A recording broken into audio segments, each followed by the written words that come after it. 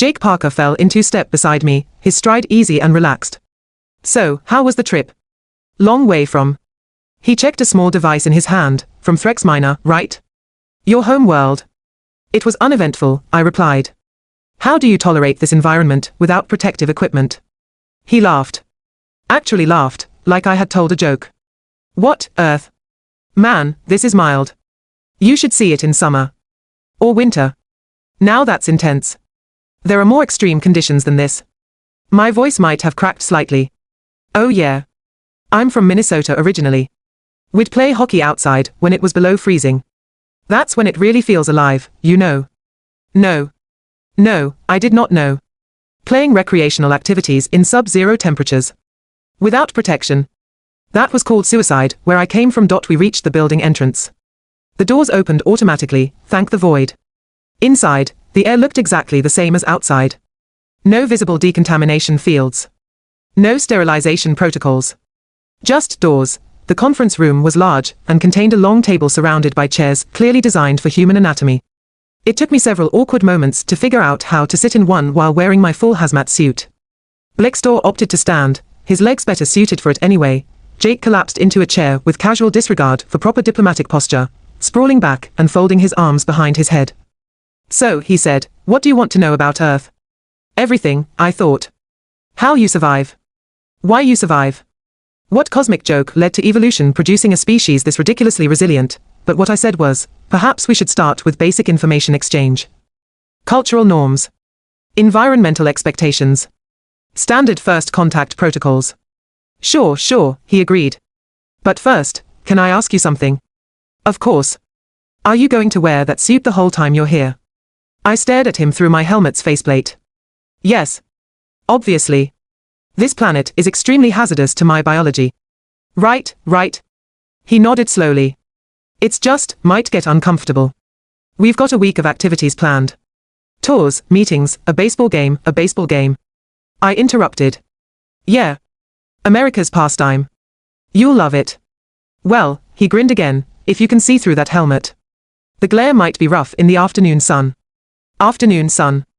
Unfiltered stellar radiation. At a recreational sporting event, I was beginning to suspect that humans were either the toughest species in the galaxy, or completely unaware of how close to death they lived every single moment. Director Collins began laying out schedules and itineraries. General Hammond discussed security protocols. Dr. Reeves explained the scientific exchange programs they hoped to establish, and through it all, Jake Parker sat there in his shorts, breathing the toxic air, smiling with his threatening teeth, completely at ease in an environment that my suit kept insisting should kill him in approximately 47 different ways. This was going to be a very long week. Day 2 of what I was mentally calling Operation Survive Earth began with what humans called breakfast. You're going to love this, Jake announced, guiding us through another building that had zero decontamination protocols. Zero. We've got the full spread. Eggs, bacon, pancakes, coffee. The works. We do not require sustenance at this time, I said carefully. Our suits have internal nutrition dispensers. Jake stopped walking and turned to face me. His expression suggested I had just said something deeply offensive. You're telling me you came all the way to Earth, and you're not going to try Earth food? The biological contamination risk is, come on, man. He gestured dramatically. We sent samples to your science team yesterday. They cleared everything as safe for Threxian biology. Well, mostly safe. There might be some digestive adjustment, but nothing fatal. Nothing fatal. What a reassuring endorsement, but he was right. Our xenobiologists had analyzed the samples and concluded that human food would not immediately kill us. The key word being immediately. The secondary key word being concluded, which was scientist speak for educated guess. The cafeteria was full of humans. Dozens of them. All breathing the same air. All touching the same surfaces. All existing in this soup of biological chaos without any apparent concern. Some were eating. Others were drinking the dark liquid called coffee that our sensors identified as containing toxic levels of caffeine. A human female approached our table carrying plates of food. She set them down with a smile. Another threat display. Or friendship gesture. I was still not entirely sure. Here you go, she said cheerfully. If you need anything else, just holler. Holler. Raise one's voice to a socially inappropriate level. Charming. Jake had already begun consuming his meal with enthusiasm. I watched in fascination as he performed the complex series of actions required for human eating. Stabbing food with a metal implement. bringing it to his mouth, chewing with his ridiculously flat teeth, swallowing it down into his singular stomach. You know, Blextor said quietly on our private channel, his digestive system is processing that food in an open environment. He's literally combining organic matter with acid and bacteria inside his body cavity. Right now. While talking to us. I'm aware, I muttered back. And he's smiling about it. Also aware. Jake swallowed another bite. So, today we're doing the grand tour. Pentagon first, then maybe the Smithsonian if we have time. Oh, and the weather's supposed to hit 78 degrees this afternoon. Might actually need to grab a t-shirt. 78 degrees. 25 Celsius. He might need a t-shirt. Not a cooling suit. Not thermal regulation equipment. A thin piece of fabric. I made a decision that would likely get me reprimanded by the cooperative's safety board. I carefully removed my helmet's feeding port cover and activated the external sampling protocol. A small portion of the prepared food was drawn into my suit's analysis chamber, sterilized, temperature regulated, and then dispensed into my feeding tube. It was extraordinary. The flavors were complex, layered, nothing like our standard nutrient paste. The eggs had a richness. The bacon, which I was horrified to learn was preserved meat from an earth animal, had a salty intensity that made my taste receptors light up like a supernova. Good, right? Jake asked, noticing my reaction. It is acceptable, I lied. It was incredible, and I hated that fact. The Pentagon tour was educational in the way that staring into an active volcano is educational. Humans had built this massive structure to coordinate their military operations. Fine. Normal. Except they had built it on the surface of their death world, with windows that let in unfiltered sunlight, and ventilation systems that just circulated the outside air through the building. Our guide was a Colonel Martinez. A compact human female with sharp eyes and sharper questions. She wanted to know about galactic military technology, defense systems, threat assessments. Standard stuff. What was not standard was when the fire alarm went off. Everybody out, Colonel Martinez called calmly. Drill or real, doesn't matter. Protocol is protocol. Out? I squeaked. Out where? Outside, sir. Assembly point is in the courtyard. The courtyard. The open-air courtyard. Under the unshielded star. We filed out with hundreds of humans, all of them moving with practiced efficiency. They gathered in designated areas, standing casually in the direct sunlight, while supervisors checked attendance. Some were chatting. Others were checking their personal communication devices. One man was actually complaining that his coffee had gotten cold. His coffee. That was his concern during an emergency evacuation. Jake appeared at my side, not even slightly winded from the stairs. False alarm, probably. We do these every few months. Safety regulations. Safety, I repeated numbly. You evacuate a secure building to stand in an unprotected environment. For safety. Well, yeah. Building might be on fire. And fire is worse than this. I gestured at everything. The sky. The air. The temperature that my suit insisted was climbing toward dangerous levels. Ah, yeah. Fire burns you. This is just weather. Just weather. As if the ambient conditions of a planet were some trivial concern, the all clear came 15 minutes later. 15 minutes of standing in what my suit's sensors described as hostile environmental conditions while humans around me discussed their weekend plans, sporting events, and something called a barbecue which apparently involved cooking food outside, in the open air, for recreational purposes. By afternoon, we had moved to the Smithsonian National Air and Space Museum. Jake was practically vibrating with excitement. This is the cool stuff, he said, leading us through exhibits. Our history of space exploration. We've got the Apollo Command Module, pieces of the Space Shuttle, Mars rovers. All the things we built to get off this rock. Get off this rock. An interesting turn of phrase. You speak as if you wish to leave Earth, I observed. Jake shrugged. I mean, yeah. Not permanently. But space. That's the dream, right? Seeing what else is out there. Going where no human has gone before and all that. I stopped walking. You want to go to space. You, a species that evolved on this nightmare world, want to voluntarily enter an even more hostile environment. Well, when you put it like that. He grinned again. Always grinning, these humans. Yeah. Absolutely. It's the challenge, you know. The adventure. Pushing boundaries. Seeing what we're capable of.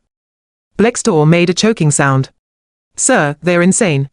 The entire species is clinically insane. I was beginning to agree. We spent another hour touring the museum. Jake explained the various achievements. The first flights. The moon landings. The International Space Station. Each accomplishment more reckless than the last. Humans had strapped themselves to chemical rockets, one of the most volatile and dangerous propulsion methods possible, and launched themselves into the void. For science. For exploration. For, as Jake put it, the heck of it. The really crazy part, Jake said, standing in front of the Apollo 11 exhibit, is that the computers on those missions had less processing power than my phone. They flew to the moon and back with less technology than we use to order pizza. That is not inspiring confidence in your species' survival instincts, I told him. Maybe not, he agreed. But we made it work. That's kind of our thing. Make it work, figure it out as we go. Adapt. Adapt. There was that word again. Our xenobiologists had used it repeatedly in their briefings. Humanity's greatest strength was apparently their ability to adapt to changing conditions. Which made sense when your home planet was actively trying to kill you every single day. Evening brought what Jake called a surprise. We returned to Joint Base Andrews to find a gathering of humans around several large metal containers that were producing smoke and heat. Barbecue time. Jake announced. Told you we'd do one. Director Collins approached, holding a long metal implement. We thought you might enjoy a traditional American cookout. It's how we celebrate making new friends. By burning meat. In the open air. While standing around heat sources. For fun, General Hammond was manning one of the grills, turning pieces of meat with practiced ease. Dr. Reeves was arranging what appeared to be plant matter on plates. Other humans were socializing, drinking various beverages, and existing in the evening air like it was the most natural thing in the universe. Current temperature is 23 degrees Celsius, my suit informed me helpfully. Atmospheric particulate matter elevated due to combustion. Bacterial count unchanged. You are going to die here. Okay, the last part might have been my imagination. But it felt accurate. Jake handed me a plate through my suit's transfer port. More processed food entered my analysis chamber. More extraordinary flavors hit my senses. The grilled meat had a charred exterior that should have been toxic, but instead tasted amazing. The plant matter, called salad, had a freshness I had never experienced with our synthesized vegetables. You know what the best part about Earth is? Jake asked, sitting on what appeared to be a decorative rock. Still in shorts. Still comfortable. We've got variety. Every place is different. Different weather, different food, different people. You could spend a lifetime here and never see it all. That is because a lifetime here would be mercifully short for most species, I muttered. He laughed. Again. Maybe. But we like it. Born here, adapted here, thrive here. It's home. I watched the gathering. Humans of various ages and backgrounds, all coexisting in this hostile environment without any protective equipment. Children were running around, playing games, burning energy in the warm evening air. Elders were sitting and talking, their bodies somehow still functional despite decades of exposure to this world, and Jake. Jake Parker in his shorts and t-shirt, eating grilled meat and drinking something called lemonade, completely at home in conditions that would require emergency intervention for most of the galaxy. I have a theory, Blextor said suddenly. I'm listening. What if Earth isn't a death world? His voice was thoughtful. What if everywhere else is just too easy? What if we're the fragile ones? I considered this. Rejected it. Considered it again. That's a disturbing thought. But think about it. They live here. They thrive here. They want to go to even harsher places.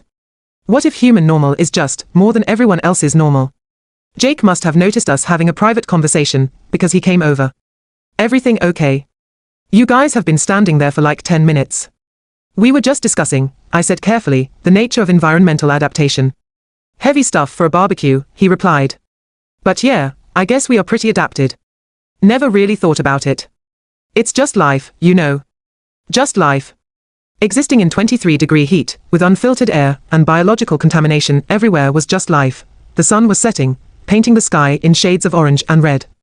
My suit sensors went wild analyzing the atmospheric refraction patterns. But the humans just watched it, appreciating what they called beauty. You should come back in winter, Jake suggested. Experience snow. Maybe try skiing. That's when Earth really shows its range. Skiing, I repeated. The activity where you attach slippery boards to your feet and slide down frozen mountainsides at dangerous velocities. Yeah. It's awesome. Of course it was. That night, back in our assigned quarters, which had actual windows looking out at the nighttime Earth, I composed my report. Day 2 observations, I recorded. Humans continue to display remarkable resilience to environmental conditions that would prove fatal to most known species. They not only survive, but appear to enjoy their hostile world. Subject, Jake Parker, remains inexplicably cheerful, despite existing in a state of constant biological and environmental threat. Recommend further study. Also recommend hazard pay increase for diplomatic personnel assigned to Earth. I paused, then added, note to Xenobiology Division. You were right. Humans are different. Not better, not worse, just different. They adapted to hell and called it home. Then they put on shorts and called it spring. If this species ever decides to expand beyond their world, the galaxy should prepare accordingly. Because if they can thrive here, they can probably thrive anywhere. Outside my window, I could see lights from human habitations. Millions of them, spread across the continent. Each one representing humans going about their lives, completely unaware of how extraordinary they were. Extraordinary and absolutely terrifying. I checked my suit's integrity one more time, set the environmental alarms to maximum sensitivity, and tried to sleep while the humans outside continued to exist in their death world like it was the most normal thing in the universe, because for them, it was.